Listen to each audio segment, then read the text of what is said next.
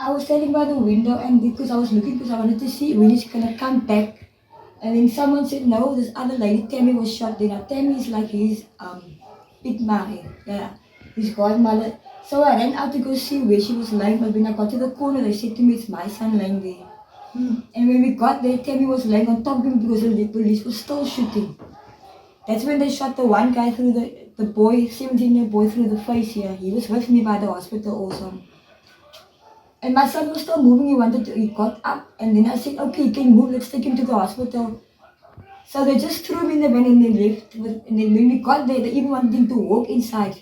But he was already out when we got there. The one police guy still said, laat die light and look.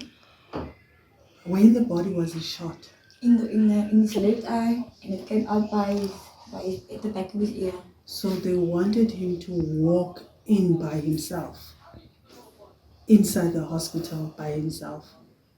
If that what it was, that the light is and look. And you're saying that at that time he had already collapsed? Yeah, in the van. Because he was still saying to me in the van, Mommy, keep my hand. And then when we got there, he really collapsed. Okay, so then like take us through Sunday and then yesterday.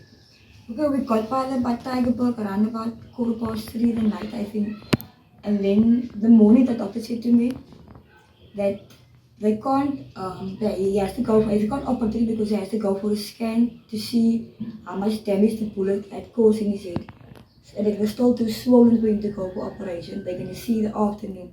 And then I was there the whole day. He was still on the ventilator and on the machine and everything, but his heart was very strong, was beating by himself, and he was breathing by himself, but they had to keep the ventilator inside just in case he coughs up the blood.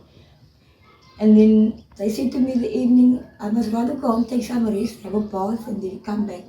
So the next morning, early we were on our way, then they phoned to say that he must be there now. So when we got there was a tube in his head because the blood went to his brain.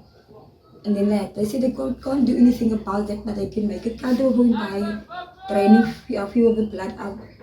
And then they said to me they're going to give him 6 hours, and it was just 2 hours, and then his heart stopped.